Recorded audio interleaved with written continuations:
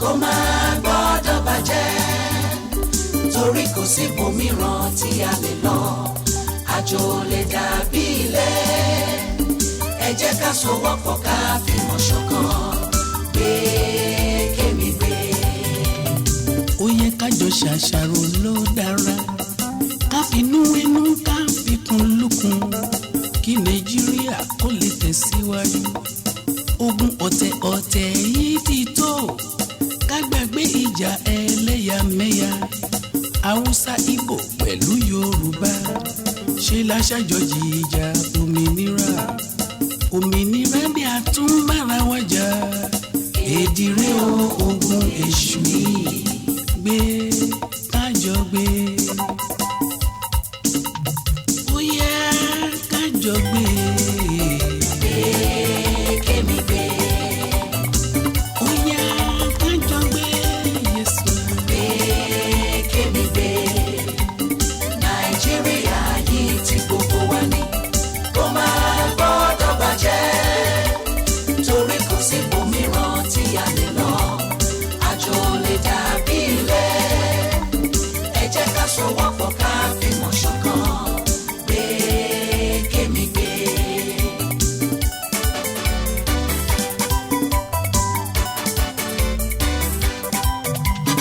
ọmọ ìyá kan náà ṣàlàjẹ́ ìjà lóde torí lòwe. nípa ọ̀rọ̀ òṣèlú wa èyí ló kó bá gbogbo wa o ló kó bá ọrọ̀ ajé wa. torí kò má lè jẹ́ kí ìjà máa wà ìjà bá dìde ó ká parí ẹnu yẹ. torí àwọn ọmọ wa tí ń bọ̀ lẹ́yìn kí la fẹ́ sọ pé àgbélé ayé ṣe gbé kájọ gbé ó yá kájọ gbé. ó yẹ o. Kémi gbé. ó yá kájọ gbé Kémi gbé. Nàìjíríà yìí tí gbogbo wa ní kó má gbọ́dọ̀ bàjẹ́ torí kò sí ibòmíràn tí a lè lọ àjò ká fìmọ̀ ṣọ̀kan gbé kémi gbé.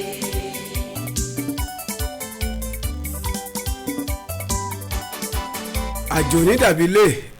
torí pé kò lè jọra wọn ilé báyìí náà ni àbọ̀ sinmi oko ẹ kú dídá àsìkò gbogbo bí tẹ́ ti ń gbọ́ wa jàre lórí ètò tòní ẹ rí i pé fọ́ ìṣẹ́ tó ń gbọ́ lónìí náà lónìí ọjọ́rú ọjọ́bọ̀ ajé ìṣẹ́gun onítọ́ọ̀sì ẹ rí i pé fọ́ ìṣẹ́ ń gbọ́ lónìí kò ṣe fọ́ ìṣẹ́ tó wà ń bẹ̀ tó yẹ kó wà ń bẹ̀ ńlẹ̀ ń gbọ́ ṣùgbọ́n síbẹ̀síbẹ̀ náà àwọn ara wa náà ọ̀nà àríra wa Ayọ̀bámi Akínrìnàdé lórúkọ tèmi lórí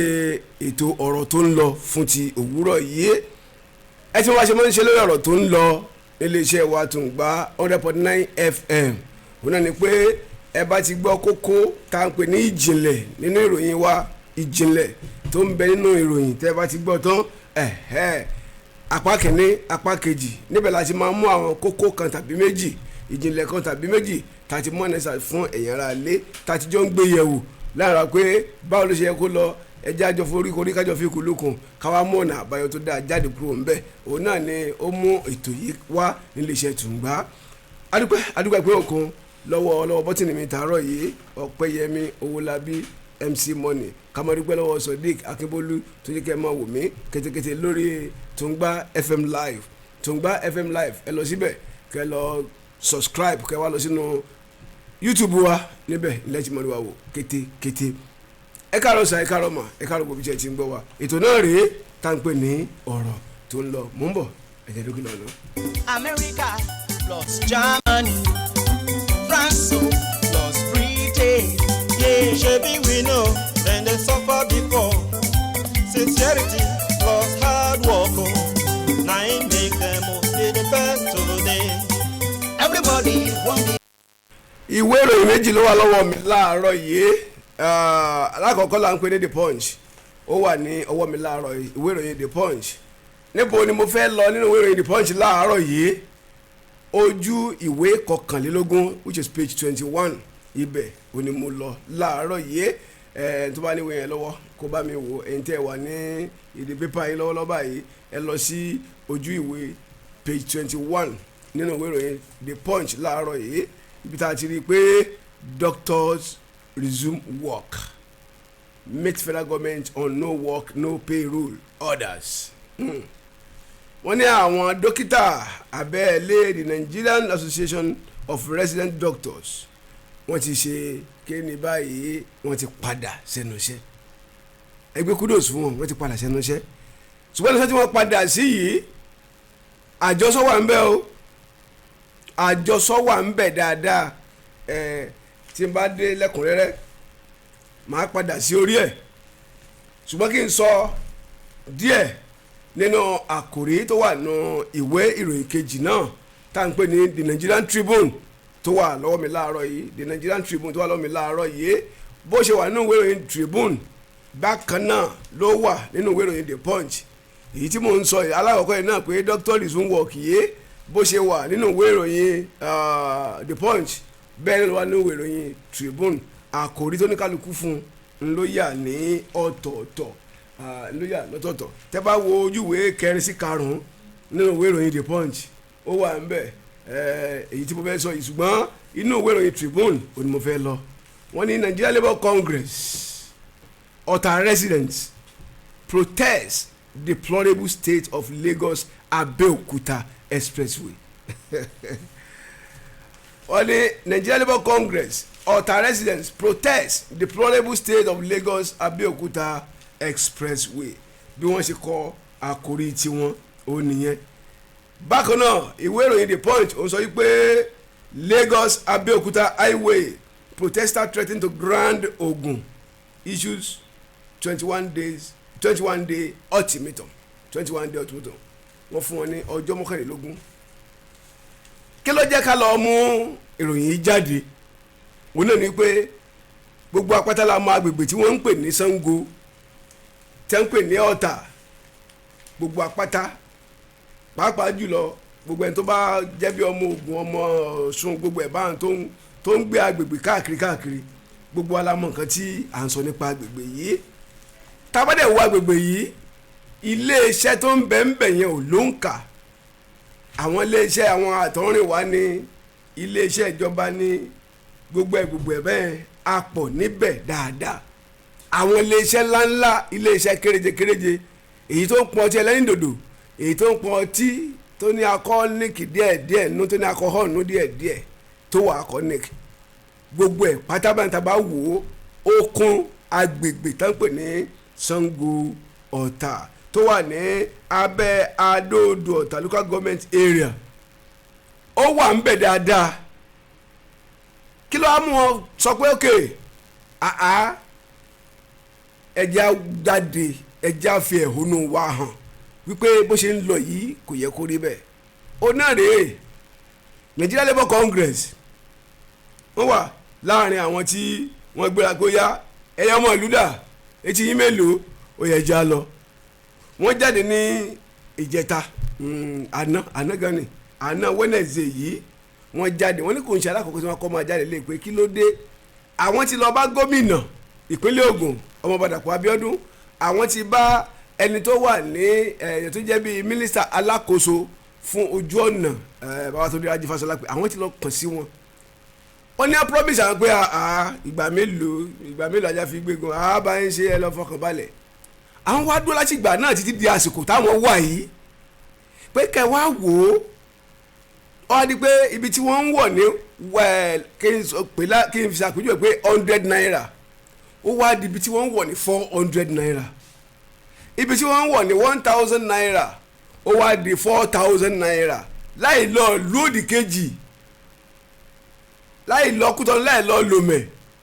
wípé láàrin ìlú ibi táwọn ń gọ ọ̀kadà tí ń wọ mọ́tò rẹ̀ 100 naira ó di 400 naira síbẹ̀ wọ́n ṣe máa wá wòran lọ rèé èyí ló mú eléjẹ́ kí wọ́n jáde táwọn Nigeria Labour Congress àwọn abala kan tí wọ́n darapọ̀ mọ́ wọn pé àwọn agbẹ́fọ́nra wa iṣẹ́ ó ti ń dorí ẹ̀ kodò nínú ìlú báyìí ọgbọ́n la fẹ́ dá sí ẹ jẹ́ ká kọrin tíjọba mọ̀ ń gbọ́ ẹ jẹ́ akọ fún wọn wọ́n wá ní pé tó àwọn fún ìjọba ní ọjọ́ mọ́kànlélógún wípé tí wọn ò bá ti wá nǹkan ṣe ti kí wọ́n bẹ̀rẹ̀ iṣẹ́ ní ojú ọ̀nà Abẹ́òkúta Ṣàngó Abẹ́òkúta expressway lọ sí Ògùn pé tó Lagos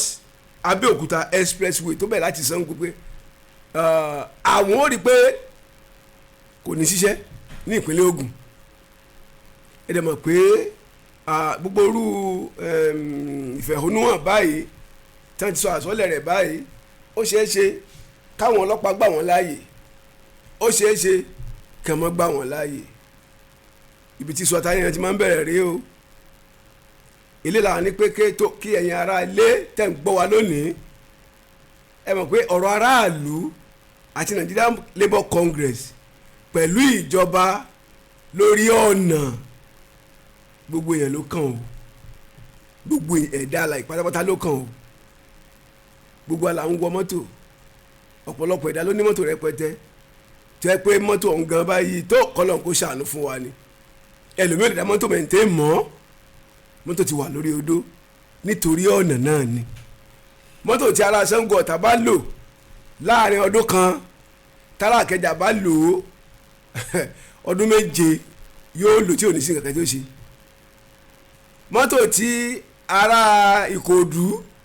Àgbẹ̀dẹ Orí Òkúta Ádámọ̀ Ìmùtì tó bá lò láàrin ọdún kan tára Màgódò bá lò ó ọdún mẹ́fà ẹ̀rọ kò ẹ̀ ṣẹ̀ra ni torí ojú ọ̀nà náà ni àwọn ìwà pariwo pé àwọn náà ń sanwó orí àwọn gbogbo àwọn kọ́mpìnì tó wà ń bí ṣé bí wọ́n ń sanwó orí wọn kí lẹ̀ ń fowó orí wọn ṣe ẹ̀já bèrè wàrà wa ntí àwọn ọ̀dọ́ àti àwọn Labour Congress sọ pé àwọn ó jáde rèé o àwọn fúnjọba ní ọjọ́ mọ́kànlélógún pé owó orí tí wọ́n ń gbà nípínlẹ̀ Ògùn àti ìjọba àpapọ̀ lọ́wọ́ àwọn kọ́mpìnì tí wọ́n wà ń bẹ̀ àtàwọn èèyàn tí wọ́n lọ tí wọ́n ń bọ̀ ń bẹ̀ owó tí wọ́n ń gbà wọ́n níbo ni wọ́n ń ná sí ẹjọ́ èmi kọ́ ni màá dáhùn yẹn ìjọba ìní ó dáhùn léyìn fún alára wọn ìdí rèé tó sọ pé tó ó tó gẹ́ ọmọ navy kí lẹ̀yin aráalé ẹ̀yin aráàlú kí lẹ̀ rí sọ sí i ó ń bọ̀ àwọn làádẹ́ẹ̀dẹ́ láyé òde òní ẹ jẹ́ ká jọ mójútó ni o èkejì bí rẹ̀ rèé táàjọ dá sí wọ́n ní àwọn dókítà tí wọ́n ń gbé ilé ọgbà wa káàkiri ilé hospital wa tí wọ́n ń gbé bẹ̀ káàkiri tí wọ́n ń gbé ilé ìwòsàn káàkiri tí wọ́n wà lágbègbè bẹ̀ wọ́n ní wọ́n ti padà sí ẹnu iṣẹ́ wọ́n dẹ̀ ṣe ọ̀pọ̀lọpọ̀ àlàyé ń bí lónìí ṣùgbọ́n kí ló yẹ kí n mú eléyìí jáde nínú ìwé ìròyìn The Punch láàárọ̀ yìí ní page 21 náà ni pé wọ́n tún fún ìjọba ní condition o pé àwọn fún wọn just 6 weeks ǹjẹ́ mo yọ ọjọ́ tí wọ́n ti lò nílé tí wọ́n fi daṣẹ́ yìí sílẹ̀ ṣáàmọ́ almost 62 days ni iná ti fi jókòó àníṣẹ́ àgbà nígbà tí mínísítà dẹ̀ máa sọ ngige onító ẹni tí ò bá ti ṣiṣẹ́ kò ní gbowó wọn ní ìtìsọ̀njọ́ kò jọ́ àwọn ò lè máa fi fi panú kí wòlé ọmọ olùkọ́mọjọ́ ọmọ sanra àbọ̀mọjọ́ ń rù wòlé sa àwọn òfaramọ́ ẹ jẹ́ àjọ kájọ mọ́ jẹ́ mọ̀tò bó tó ń jọba àwa náà ń ṣiṣẹ́ fún yín ni àjọ ṣiṣẹ́ fúnra wa ni ní báyìí wọ́n ti wá padà sẹ́nu iṣẹ́ wọ́n kọ́ lọ fún strike ní àná lẹ́sẹ̀kẹsẹ̀ wọ́n ti bẹ̀rẹ̀ iṣẹ́ débi tí kò yẹ ti Abuja resident doctors àwọn náà ti bẹ̀rẹ̀ iṣẹ́ àwọn ti Ògùn wọ́n ti bẹ̀rẹ̀ iṣẹ́ àwọn tọ̀yọ́ wọ́n ti bẹ̀rẹ̀ iṣẹ́ káàkiri wọ́n ní wọ́n ti bẹ̀rẹ̀ iṣẹ́ ṣùgbọ́n ẹni tó wá jẹ́ bí alága fún àwọn agbègbè kan Dr. Oluwabusi Adebiyi àwọn sọ wípé added that the association only agree to work for 6 weeks to which it is expected that the government meet its demand. wọ́n ní àwọn fún wa lọ́sẹ̀ mẹ́fà ẹ̀tún tí mo ibi tí mo ń lọ lélẹ́yìí o ọ̀sẹ̀ mẹ́fà péré làwọn fúnjọba àpapọ̀ ṣèjọba ó lè meet ṣé wọ́n lè meet demand wọn láàrin 6 weeks àwọn tí wọ́n wà nílé fóṣù méjì tẹ́ wá bẹ̀ wọ́n tí wọ́n padà sẹ́nu iṣẹ́ tí wọ́n fún ìjọba ní ọ̀sẹ̀ 6 ẹjọ́ ṣàìjọ́ mọ̀ ìmọ̀ràn wo lẹ fẹ́ fún ìjọba ìmọ̀ràn wo lẹ fẹ́ fún ìjọba ìmọ̀ràn wo lẹ fẹ́ fún àwọn resident doctors sí torí nǹkan kan bẹ́ẹ̀ ńlẹ̀ tí wọ́n ń fà lábẹ́nu pé no work no pay yìí pé kò sí ní tó jọ ọ́ o only we are meeting with the Minister of Labour and Employment today Tuesday ìyẹn ní ìjẹta to sort out the issue of the case at the industrial court and they want the no work no pay order issued by Minister Dr. Chris Ngige. irú yẹn gan ni làwọn tó wà báyìí o ọ̀rọ̀ pé no work no pay yẹn kò sí ní tó jọ ẹjọ́ èyí tẹ̀ ń gbọ́ wa ń lé sà èyí tẹ̀ ń gbọ́ wa ń lé mọ̀ ìmọ̀ràn wo lẹ fẹ́ gba ìjọba àpapọ̀ ìmọ̀ràn wo lẹ fẹ́ gba Ngige fúnra alára rẹ̀ tó dá dúró gẹ́gẹ́ bí mínísítà fún agbanisíṣẹ́ ìmọ̀ràn wo lẹ fẹ́ gbà àwọn resident doctors sí ìmọ̀ràn wo lẹ fẹ́ fún wọn ó jẹ́ nǹkan méjì tí mo náà ta lónìí tí mo ní pé ó tó ẹ̀tún jẹ́ kájọ foríkorí kájọ fi ikùn lukùn kájọ gbé yẹ̀wò ìhàwó ló kọ sẹ́yìn ìhàwó ló kọ sẹ́mi ẹ̀rọ bá ní sọ̀tẹ́ ẹ̀ máa pè sí tí n bá dé màá máa pè é.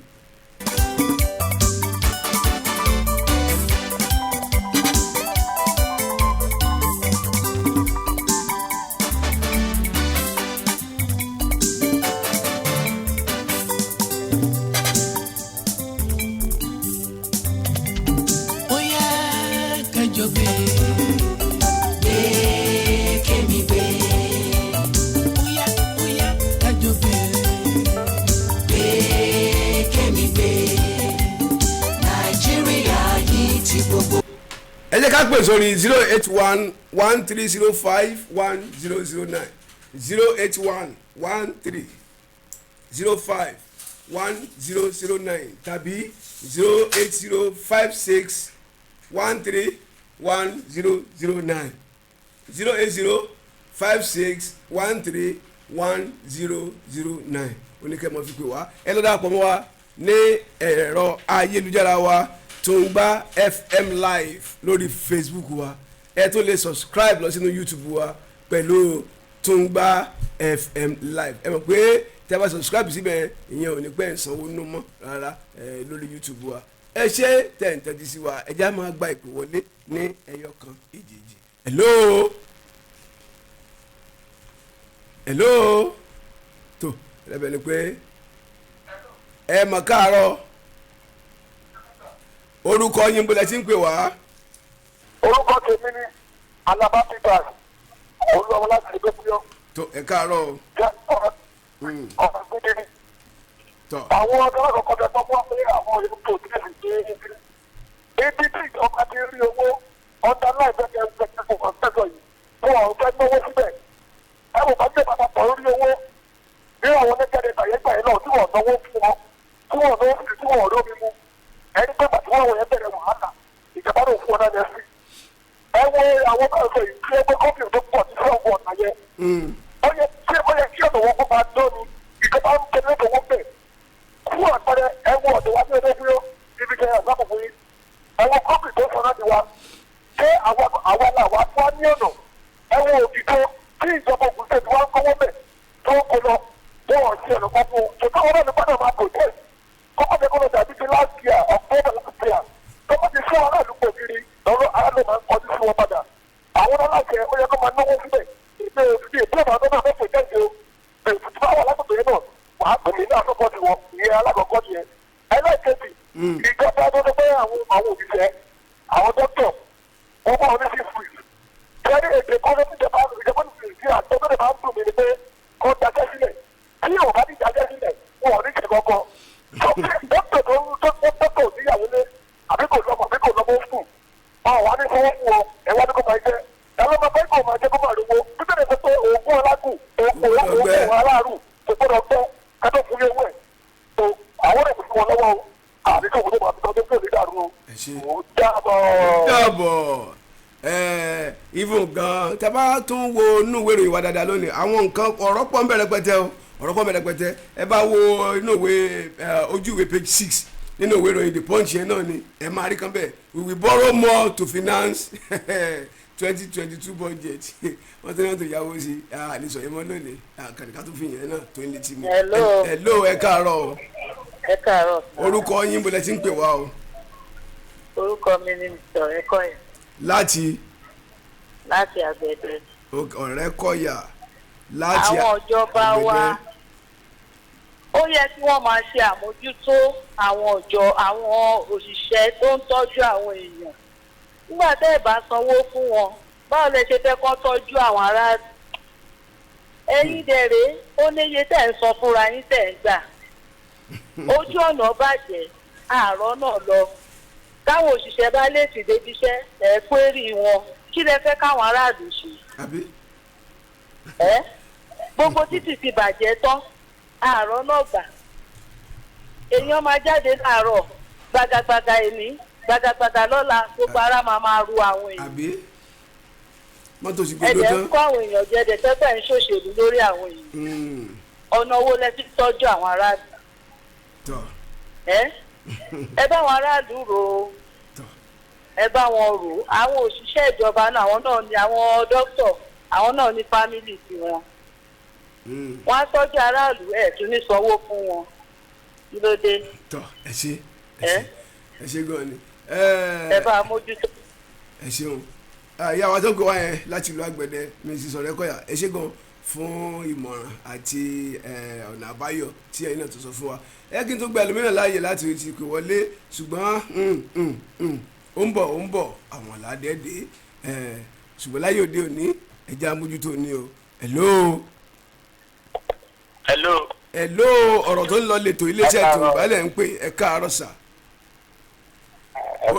orúkọ yín o. Ahmed ló ń sọ̀rọ̀ o. láti Bàfò. láti Bàfò. à ń gbọ́ yín. nǹkan tó ṣẹlẹ̀ ní pé nọ́mbà one nǹkan táwọn ìjọba ń ṣe ìjà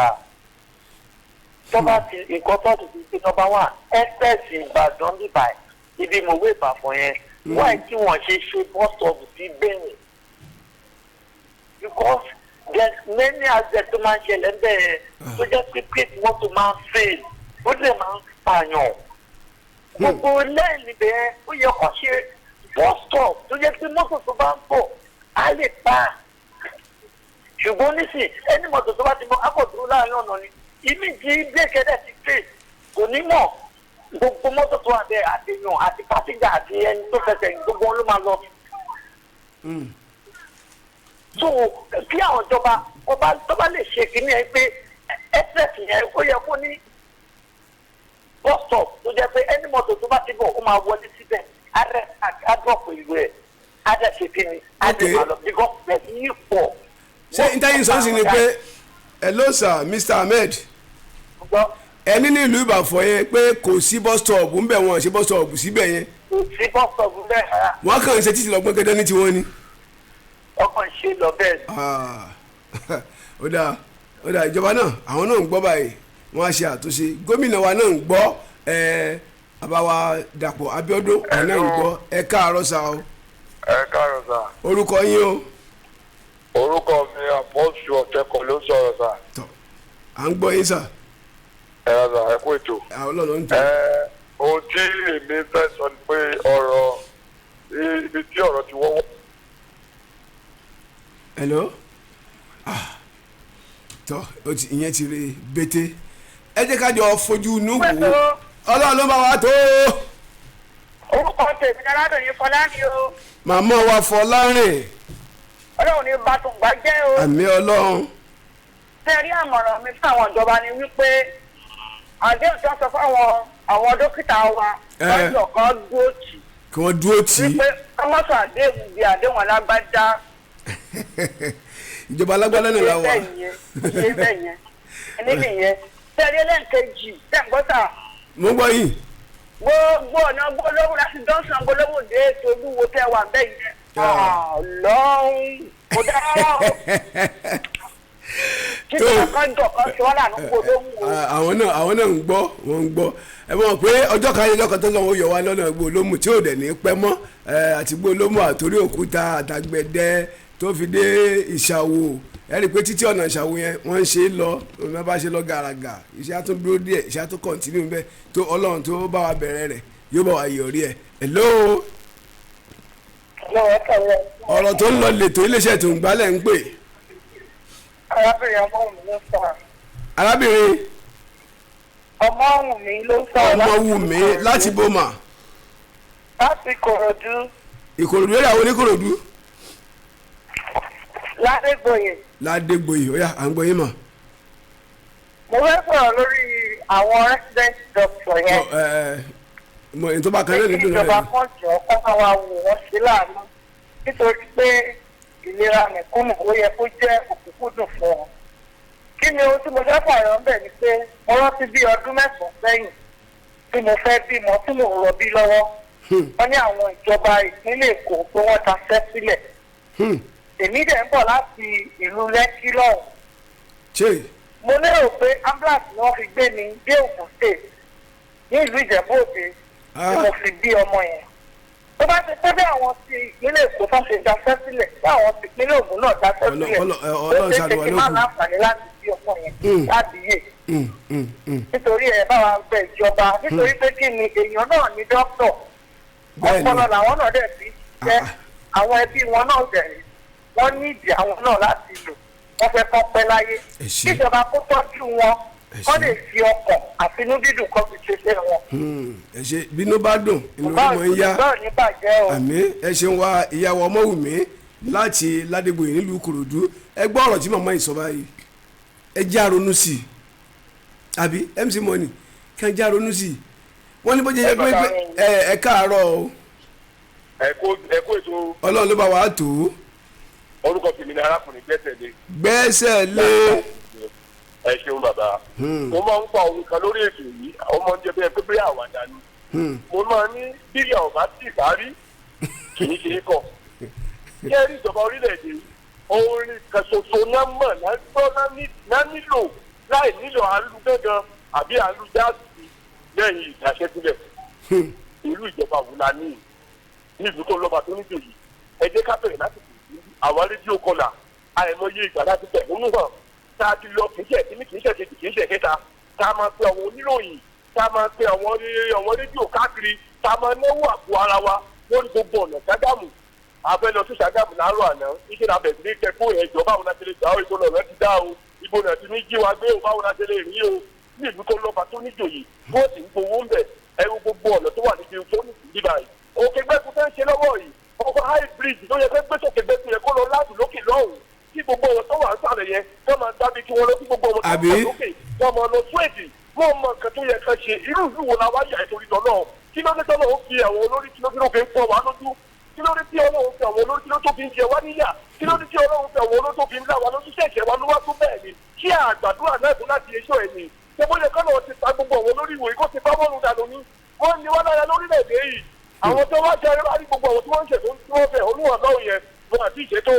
kí wọ́n múra sí láì múra sí ìjọba òní dáwọn lóhùn ìyẹn lábẹ́ bẹ́ẹ̀ ṣé wá ní àwọn dókítà resident doctor yẹn yí ìjọba ọ̀pá tún dáwọn lóhùn ẹ̀jẹ̀kẹ́ tún bẹ̀rẹ̀ gbogbo àti báyà kẹ́ gbogbo ìlú ló máa ta tẹ́lẹ̀ àwọn fún àwọn tá a jù máa gbogbo wá sì máa ta tẹ́lẹ̀ ṣébí àti eríkà rí jẹ díẹ̀díẹ̀ àmọ́ ọ̀rọ̀ ìjọba náà ni ẹ̀lú ayọ̀ mi mọ iye tán ta àpò ẹ̀wà mo sún ọ̀pọ̀ pété ti jẹ́jẹ́ yìí nínú ilé ìgbésẹ̀ mọ iye tán. èmi ṣé mo lè mọ jẹ wá ni kọ́ ló ń ṣàánú ni. bí 100,000 bí 110 bí 1,500 náà ní 105,000 110,000 ní àpò ẹ̀wà. àní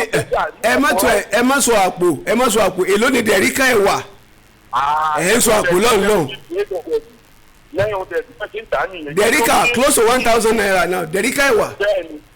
ẹ sì yáwó nígbà tó bá yá gan wá dé kò fẹ́ẹ̀ lórílẹ̀‐èdè wa làwọn fẹ́ tà á àbá ọlọ́run bẹ́ẹ̀ o. tó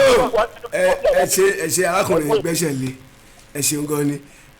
ṣe rí àwọn ní ijó tó bá káni lára lè máa ń di kúkú jó nígbà tí ò síná tí ò sómi tí ò tó sóúnjẹ kò síná kò sómi kò sí oúnjẹ sì rèé nígbà tí mẹ̀kúnnù ń ra dẹ̀ríkà ẹ̀wà kan ní 800 naira 800 naira dẹ̀ríkà ẹ̀wà mi gbọ́njọ́ mo ti délé ayé pé ẹ̀wà wọn ju gàárì lọ mo ti gbọ́ báyìí o kí ni ọ̀nà àbáyọ sà ẹ̀yin olórí wa nílẹ̀ yìí kí ni ọ̀nà àbáyọ gbogbo àwọn owó tá à ń yá yìí ṣé mẹ̀kúnnù rí pa rẹ̀ ṣá gbogbo àwọn owó tá à ń yá yìí ojú ọ̀nà ò dáa ti mẹ̀kúnnù lójú ọ̀nà iná ò mọ́wọ́ dúró ti mẹ̀kúnnù ni kò sómi láàrin ìlú ti mẹ̀kúnnù ni oúnjẹ tó awọ́ gógó yìí ń kọ́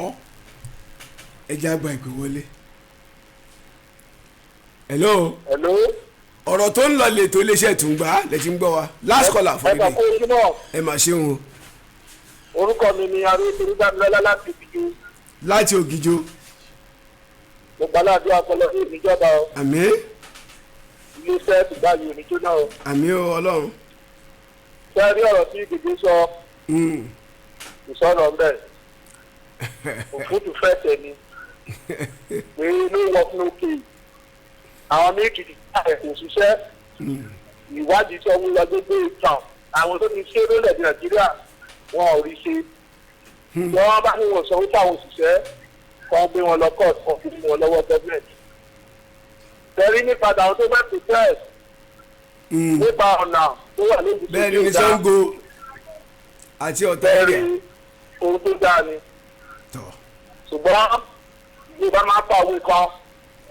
ó ní àmúkún ẹrù ẹwọ́ òkèlè ń wò orí òkèlè ń wò wọlé wò sàlẹ̀ ẹgbẹ́ ọmọ ògùnṣe ibi ti ṣe pẹ́ńtẹ̀tì rí ọ̀nà mẹ́rin ni wọ́n tó ní ògùnṣe nígbà yẹn ká má sọ ti wẹ́tà twelve ẹni tó bá mọ ọ̀nà tó ṣe tó yanjú ẹ̀ tó dárúkọ ẹ̀ ẹ̀rí kájà dúpọ́ lórí ètò ṣe díẹ̀ èdè Haúsá ni ó ṣàṣe díẹ̀ fún wa. hello wá níbí inú tí olùfẹ́ bá wà màá nà ẹ̀rọ ìbánisọ̀rọ̀ mísítà kẹ́ ẹ pèsè orí ẹ̀ kò sí àǹfààní láti gba ìpè kankan torí pé àkókò kò bá wa sọ̀rọ̀ rárá ẹ jẹ́ kí n máa fi àsìkò yìí kí Honourable Adébímpé Akínsọ́lá tí wọ́n jẹ́ former member of Lagos State House of Assembly Honourable Adébímpé Akínsọ́lá happy birthday to you in arrears wọ́n ní àná lè ṣe nítorí kí n máa kí jíbọ̀ pírẹsẹ̀ntà ni Adélékè Kẹ́hìndé ní kí n máa kí igba ọdún kan ní gbogbo iléeṣẹ́ Tùngbá náà wọ́n kí n pé igba ọdún kan ní o tó à ń lọ lórí ètò báyìí pẹ̀lú ògo Ọlọ́run ẹ̀ tó pàdé àwọn ẹ̀kẹgbẹ́ mi ń bẹ̀ náà ní àárọ̀ ọ̀la ṣùgbọ́n fún ìbéèrè tàbí ìpolówó ọjà ẹ pè sórí ẹ̀rọ yìí 08059799859 08059799858 08059799858 ní kí ẹ máa pè mí sí àwọn ètò wa lọ́lọ́kanjọ̀kan òun tẹ̀síwájú mo dúpẹ́ lọ́wọ́ MC Money tó tẹ̀ fi gbọ́ wa nílé gbogbo ẹni tẹ́ darapọ̀ máa ní Facebook wa pẹ̀lú akitiyan